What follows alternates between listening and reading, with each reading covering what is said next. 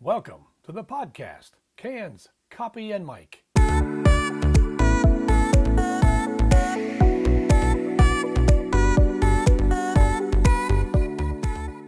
My podcast, Cans, Copy, and Mike, is designed to be an uplifting visit with people that are the energy of our country, people of ambition that make America work, people that do things that are fun, things that are helpful, professions that are interesting, and sometimes dangerous. People that will engage your mind. My podcasts are theme-oriented and will bring helpful information you can use. We're not selling some mysterious new lifestyle or trying to convince you to change yours. Cans, Copy, and Mike is simply a nice visit with people I think you're going to like and maybe even admire. The show is a throwback to a time when feature news was done very well. News that brought more than just information to the masses. My guests will entertain you. They might inspire you, and at the very least, they'll keep you engaged with their stories.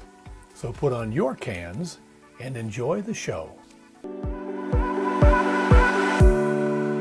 I wanted to do a podcast with a veterinarian because, hey, who doesn't love animals, particularly people with pets? And 67% of Americans are pet owners. That's 85 million of us. Fred Metzger is the medical director at Metzger Animal Hospital in State College, Pennsylvania, a 24-hour general care and emergency care veterinary hospital. Fred got a degree in animal bioscience from Penn State University in 1981 and followed that by earning his DVM, Doctor of Veterinary Medicine, from Purdue University. Dr. Metzger is a member of the Royal College of Veterinary Surgeons. He's also a DABV, diplomat of the American Board of Veterinary Practitioners. He's been practicing veterinary medicine for 35 years. He also travels the globe lecturing on the topic of clinical pathology. Fred's a pro and an excellent physician. He's passionate, he loves animals, and he's assembled a top-flight staff to give some of the best medical care in the region. Describe this facility. When I look at this place, it's... This is the Mayo Clinic of Veterinary Medicine is really what it is. So tell me about your practice here. So, welcome to BCA Metzger Animal Hospital. We started the practice December 7th, 1992. It was myself and that young lady right there who's Jennifer Wasson. She was my first team member and she's still here. And we just wanted to help animals in the State College area. We're both from here. We started in a 500 square foot practice, small, no x-ray, but we just helped animals. And today, we're 15,000 square feet. We have 80 team members. We have 12 doctors. We have 18 certified veterinary technicians. We're 24 hours a day, emergency, 365. So guess what? We work the middle of the night. We work Christmas. When you're having Christmas dinner, we're working, taking care of animals. Not me, because I'm lazy anymore, but our amazing staff. So I've done a lot of work in hospitals. This looks like a people hospital. Tell me all the equipment you have here. So we really did pattern this after a human hospital, but we're much nicer. And I tell people, if you're a sick dog or cat, I think you have a huge advantage over humans, because I think we get people in quicker. I mean, our technology is very similar. We have CAT scan. We do all of our blood work in-house, so we can do pretty much all of our diagnostic testing right while people are here. We do orthopedic surgery, we do general surgery, we do emergencies. So what I'm trying to say is, compared to human medicine, we have to do everything. We have to be surgeons, internists, dermatologists, ophthalmologists, dentists on different species. Like in human medicine, it's one. And I'm not saying that's not hard, but it's like one animal. The anatomy's the same, the ages are different. But with us, the anatomy's different, the physiology's different. Dogs and cats are completely different. Some practices work on birds, some vets work on large animals. So veterinary medicine is interesting and is never boring for that reason. You know, one thing about a human hospital is people don't get petted on the head or scratched in the butt, do they, when they walk Well, out? they can, but that's just kind of weird. The thing is, our patients frequently are coming in, once again, they can't communicate with us, so we have to be able to read what's going on. And they're afraid. A lot of them are afraid, and so are their owners. You have to be a detective. Really what we do is we're detectives. We're the closest profession to veterinary medicine are the pediatricians. They're doing medicine on kids that can't communicate and tell you where it hurts. So something else I would have to assume is that the people that you hire here really, really love animals. And I think that's got to help. Absolutely. You're not going to work in this profession if you don't love animals. But here's the problem with that. We do love animals. There's a lot of grief in our profession. The technicians you're looking at right now are doing a lot of the work. Veterinarians, the people that work up front. Huge problem in vet med that's well known. They call it compassion fatigue. We have one of the highest suicide rates. Veterinarians and technicians. Rates. Yes, it's a worldwide problem in veterinary medicine and recognized. Something that we all have to really worry about and pay attention to our team members. Do you talk to your team members and tell them, let's not get too close to these animals? We do. You can't. You're always close to the animals, so that's not gonna. You can't do that. It's a huge problem that the general public does not appreciate. And one reason I agreed to do the podcast with you is one thing that people are going to need to realize. They're going to need when they come into a veterinary practice, from the people up front to the people in the back. Be nice to us. And a lot of places are closed and closing. So when you're mean to us, you're not going to be invited to come back. And that's going to be a real problem for you later on, especially as the days and weeks and months go by and years go by. The next couple of years are going to be real tough on pet owners because there's not going to be anyone to help. Most other professions are losing people. A lot of people don't want to work. Yeah. But right now, it's It's doctor. even worse. Here's why. You can't create more veterinarians. There's only 34 vet schools in the United States. We graduate about 3,400 new vets a year. That's nothing. 3,400. In a country of 350 million people almost. And what's happening to my age group? We're retiring. We're 60 now. We've had it. We did our thing. But we've never turned people away until the last year. Well, you're talking about a shortage of people. Is vet school that hard, or is it people not interested, or what goes on? First of all, vet schools, and this is well known, it's harder to get into veterinary medical school than medical school. It's always been that way. Oh, I didn't know that. Oh, it's always been that way. I have a lot of friends that are physicians that are like, I wanted to be a vet, I couldn't get in. Seriously, ask your physician friends. So it's really hard to get in. I don't understand. There's just not enough room. Well, you're only 30-some schools, you said. There's only 30. I mean, figure that out. There's only 3,400 people a year they're going to get in. So it's a very select group. Think how many medical schools there are. What I would like to see happen, and I think will happen, I think there'll be an equivalent to like a physician's assistant. That's what we need. Because look, when you go to the doctor now, I see my PA, and she's amazing. Yep. I prefer to go to her. She actually cares. So veterinarian PA is what that's really what I predict, that there will be an in-between degree that will be licensed, which will help us because the physician's assistant, the veterinary physician's assistant, would be able to do a lot of the things that veterinarians are doing right now. There's more of them. I think they'd have better professional satisfaction. They could get paid more. They could do more. They're clearly capable. I would put our vet techs against anyone. Have you created that kind of person in your practice? I think there's. So yes, you've created PAs? Our practice could be. I mean, most of the people that you're looking at could do that job. There's no question they already are. So I see now there's a dog laying on the table here with the gentleman. What is it? Brushing its teeth or grinding? Yeah. Well, that sound might sound a little bit familiar because when you go to the dentist, Yes. So that's Steve, who's a certified veterinary technician, and we have Kayla. So Kayla's doing anesthesia. So you have two people working. Well, you have to because you should have that. Why is that? With pets, we have to anesthetize them to do a dental procedure, Well, a proper dental procedure. A dog is not going to lay like that and have their teeth worked on like that by choice. And this is a greyhound. This is a retired racing greyhound, and they get a lot of dental problems. They're well known for their dental problems, and all dogs have dental problems. Dogs aren't brushing their teeth. Cats aren't brushing their teeth, at least properly.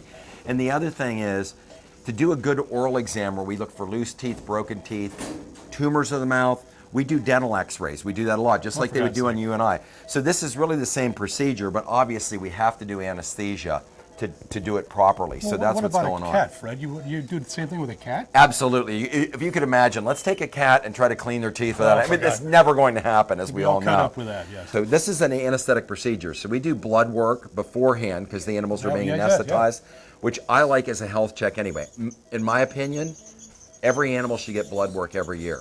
You and I get it when we go to the doctor. These guys, you know, they're aging once every 7 years or 1 year to 7, whatever you want to say. Yeah. They should get it every year. So when we're doing a dental, we're doing it for that reason. Gotcha. And as a pre-anesthetic. But, you know, oral health is extremely important. That would be my question. I'm thinking, Yeah. what does a dog need a tooth exam for? But I guess it's... If you could imagine, they're eating. big. Look what they're eating. They're not brushing their teeth. They're going to get dental disease. I mean, I go to the dentist every 6 months. I'm brushing, flossing every day, and I still will have problems. I get cavities. So, same thing with these guys, and it's just a hugely important part. But what pet owners need to realize: do they really need anesthetized? Yes. Yeah. If you're going to do a real dental procedure, but we're going to chart each teeth. We're going to check pocket depths for the periodontum. If I'm just an average Joe coming in with my dog to have his teeth done, and I hear all the different work you do, I'm thinking to myself, oh my God, this is going to cost me a fortune. Well, what is it? But it seems like it's worth Well, it. what's interesting, people will say this: "Oh my, a dental might be $400 to $700, not uncommon." And people are like, "How could that be?" Well, our philosophy is like, "What would I do on my own pet?" When I think of this, then, when I look at the care that you provide here, and I see operations going on and teeth cleaning, I know I have insurance. Yeah. I get it through my wife, actually. So how does a pet owner? How do they compare? How can they afford this? There's different things, I guess I would say. One is, pet insurance should be much more popular than it is. In the United States, it's still about 3% of pet owners. You go to the United Kingdom, which I do some talks there, you're looking at 70, 80%. Sweden, almost 100% of pet owners have pet Explain insurance. that then. When should I get pet insurance? Right when they're puppies or kittens, because that's when you want to start. You don't want to take a 10-year-old dog and try to get pet insurance. It's going to be really expensive. So what I tell everybody, you get a new pet, you have to get pet insurance. You're going to have emergencies. You're going to need dentals. Things are going to happen in the middle of the night. All right, I have to pay a certain amount of money per month for dog, and health insurance for my dog. And I'm thinking, well, that's a lot of money. But then when I bring the dog in to have anything done, oh my God. It's the same thing. It's like you'd be better off doing pet insurance, because then you're putting that money away. And I'm going to tell you right now, you're going to need it. So it's not unusual then for a pet owner, when they pick up their pets, to have a bill that's over $700. That's not uncommon at all. Okay, Fred, I see this looks like where we are right now in the OR. It looks, again, like a number of operating rooms I've been in to do video work in the past. You've got 2 crews of people here. There are beeps going on. The dogs are being monitored. And you've got some pretty serious surgeries going on. Can you tell me about your surgery capabilities of Metzger Animal Hospital? So we have 2 surgery rooms. So this is our soft tissue surgery room, and then we have an orthopedic room, which is over here. So the orthopedic room obviously is going to be broken bones and cruciate ligaments and things like that.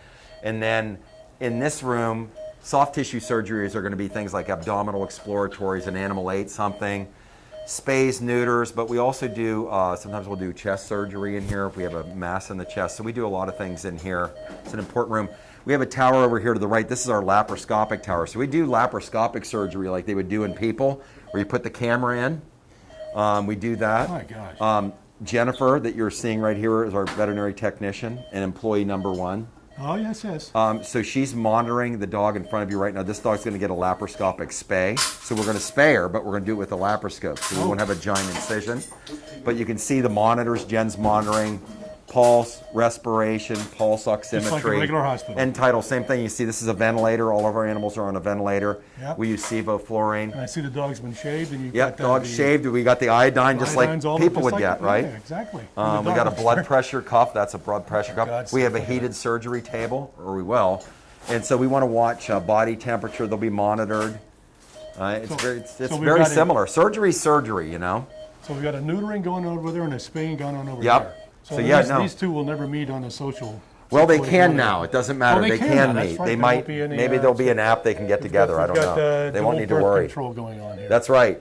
That's what we're doing. This is very impressive. And if Mike, if you want to follow me a second to the orthopedic side, you'll see the rooms look the same, but there's some different. Now this is your scrub room, right? This is a scrub room. So we have a separate scrub room where we're doing our surgery, scrubbing our hands. We're putting our gowns. You noticed in there, everybody has a surgical gown, a mask, and a cap. Just like in a regular hospital. It's the same thing. Yeah, very nice. This is our orthopedic surgery room, which looks a little bit different, Mike. You're right in front of us is there's this thing that looks like a C, and they call this a C-arm. This is a fluoroscope.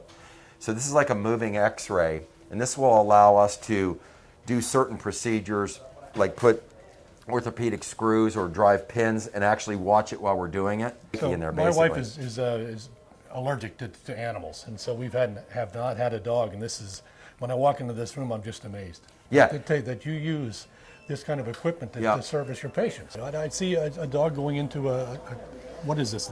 I know they're cages, but they're recovery? In the recovery, so in the post-op period is very important because that's when bad things can happen. So we want to watch our animals very carefully.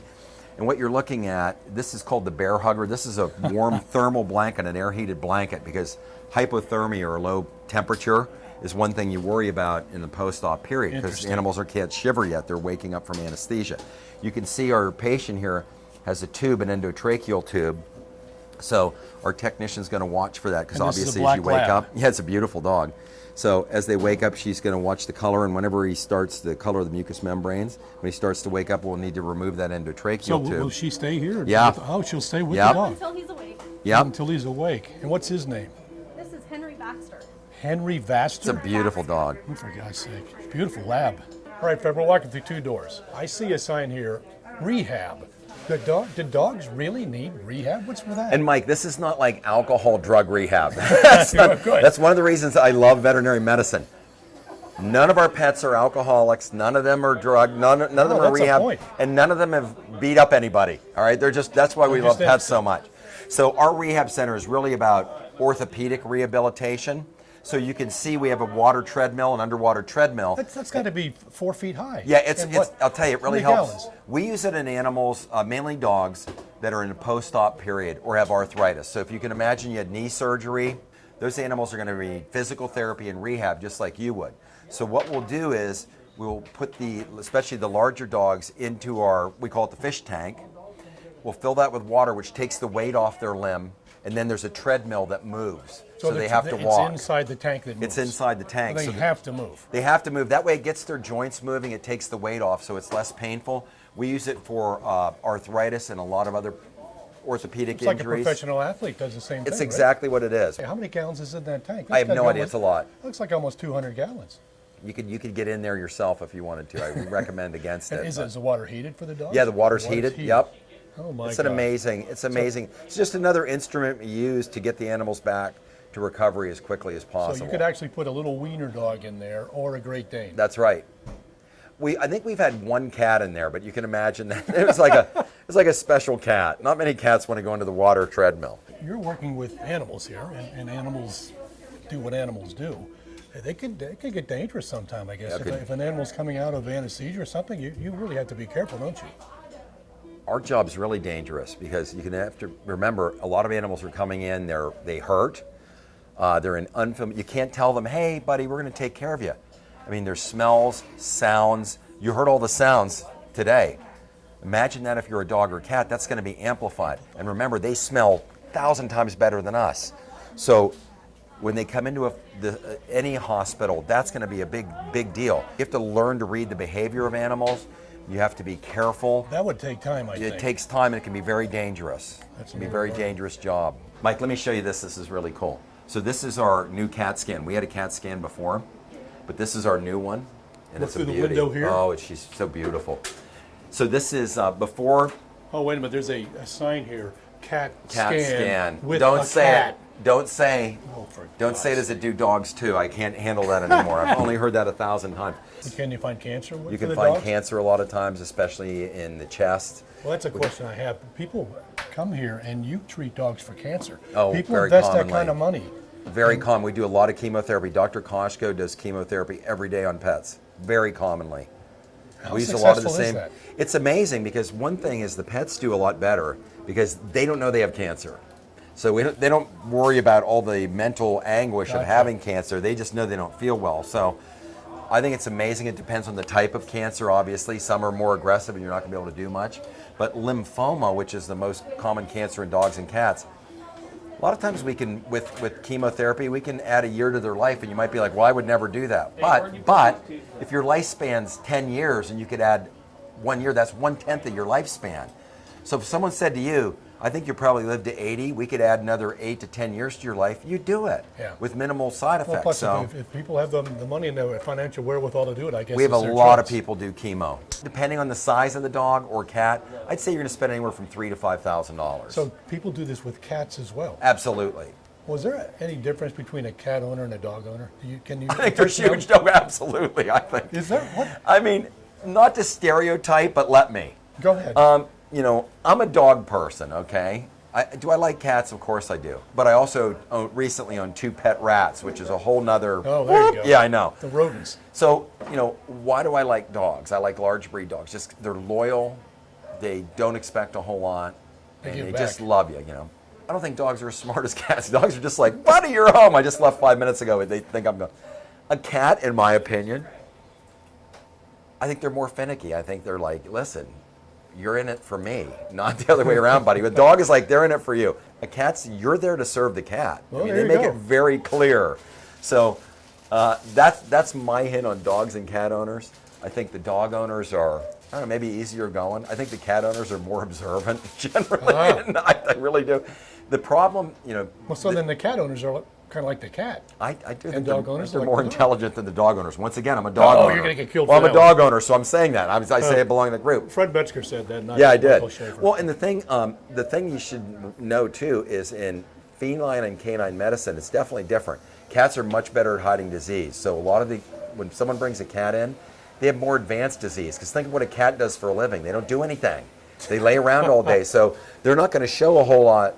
Whereas a dog, especially a working dog or a hunting dog or a sporting dog, it's going to be more obvious there's something wrong, you know, to that. And also, most cats are using litter boxes. Dogs are going outside, so you can see if there's a problem. Like if you can see there's blood in the urine on a dog, especially if there's snow. So I think dogs, we generally see disease a little bit earlier in the dogs than the cats. Got the fluids, so whenever you want me to knock them out. I'm 61 going on 62. I've been doing this a long time. I love veterinary medicine. I think it's a noble profession. I think it's so hard, Mike. Hopefully your audience realizes to go to school that long, 8 years, and with the technicians, you know, they're not going to school that long, but they're going to school too. With what people get paid and with what they're doing and just the emotional, as you can imagine, we deal with a lot of death, but the way we get through it is we're helping people. So nothing you'll have better than some animal that's really important. For me, an elderly person that dogs their whole life, and you can help them and that dog and get that bond back. It's just magical. It's absolute magic. People say to me all the time, "Yeah, how do you do that? You guys have to euthanize animals." But you know how I get through that? If we can't help that animal, we can help them. We can have their family there. I mean, when my day is up and your day is up, you hope that you could have, that's how it ends. Probably won't. That's a good It'll be point. something terrible and no one will show up. I'll get run over by a dog. Yeah, no one's going to care. I think a good way to describe you and your profession is that it's one of those deals where people say if you do something you love, then we're not working at all for the rest of our lives. We're just living life and enjoying life. My thing that's great is what do you really want when it's all said and done? You want to make a difference if you can. So this profession's great. It's really hard, as you heard me say. But when it's all said and done, all of us in here working right now, we can be really proud of what we did. When one of these animals dies, it affects a family. And what if they have kids? And what if they have a grandmother? And the only thing keeping these people going is their pet. So we take it very seriously. It's an incredibly important job that we do. If you own pets, you know what I mean. It's an important part of your life. It's part of your family. Describe a veterinarian, your staff, you. It's a great career. It's a noble career. I've never been ashamed to be a vet. If I'm on a plane and someone asks me what I do, I know they're going to love it. I don't have to say I'm an insurance agent. Nothing against insurance agents, but no one cares. No one be like, you're the State Farm agent. Oh, thank Unless God. you're Jake, they don't care. We're working on dogs and cats here, but remember, there's other vets. There's people working on birds and reptiles and rats and horses and cows, and they're teaching at the university. So there's just all kinds of things you can do. This career, if you can get through school, you can do anything you want. You can live anywhere you want. It's a great career. What is the strangest animal you've ever had in your dog or cat? The strangest animal, we've had some, actually in this building, and I'm not kidding, we had a 600-pound Bengal tiger. Oh my God. You might be like, imagine the cat carrier for that one. It was very extreme. Who has a Bengal tiger? So there is an exotic cat rescue, a really great group in this area, and they take rescue animals from zoos and people that thought it would be cool to have a lion or tiger. Not a good idea. And this is probably 15 years ago. But this is a tiger that had eaten a carcass, because that's what they do. That's what they do. Being a tiger, of an animal that had been euthanized. So they used to get cows from farmers that, like, my dairy cow died, do you want it? The guy would say, yeah, that's how you fed him. Well, someone must have euthanized a cow. You wouldn't normally do that where you do a barbiturate. Yes. And it ate that, and it had barbiturate poisoning. Oh my So gosh. the cat was actually sitting up here in our treatment A area. The other patient is right here, Mike. So, Mike, can you tell me what that is a picture of in the CAT scan? What is that? That looks like the Nittany lion there. Well, that is an African lion. An African lion. So that was Thor, who was, at that time was an 11-month-old African lion that had neurologic signs. He came in, and I'm like, what are we going to do diagnostically? A CAT scan. Well, there you go. We did blood work. He ended up having a vitamin deficiency that we treated with the owners at the same cat rescue, T&D's, Cats of the World, best cat rescue ever in Mifflinburg, PA. They treated that cat, and I see him every year. I see him every. That's a must. I see him every year. You'll hear Thor because he makes a lot of noise. That was probably 7 or 8 years ago. We thought he was going to die. Now he's a beast. He's the king of the jungle. He's like 600 pounds, big mane, and you'll hear him. Oh my gosh. He's the king down there. So, like, that was amazing. That's probably my favorite case of all time. This is big cat country here. That's big cat country. So, Fred, you're pretty good at this, doing interviews. You do quite a few of them. What was it like today working with Can's Copy and Mike podcast? Was this an easy gig? We've worked before with video. This is so much easier because there's no active video. So you and I are just having a conversation. I'd recommend this to anybody. This is easy. We're just, we just talked. It was actually really fun. And I like, the other thing I really liked is we could do it while we're working. So I don't have to tell everybody, because before we were doing video, we were going to tell everybody, be quiet. Like right. You're seeing it the way it really is. You're seeing all the people that are working here. You're getting the real sounds. Yep. And what'd be nice, I wish you could get the smells on that. Fortunately, well, I've been standing pretty close to you, Fred. Well, that could be bad. Fortunately, the smells in here are not bad. We have a great system, but there's some actually, days when things don't smell so good. I did not notice any bad smells. But one of the dogs, I know the doctor said he had a case of the poops. So I guess that was contained. That's a whole other part of veterinary medicine. But no, it was very easy. It just flowed, as I think people can tell. It's a natural conversation. Thank you so much, Mike. Thank you so much.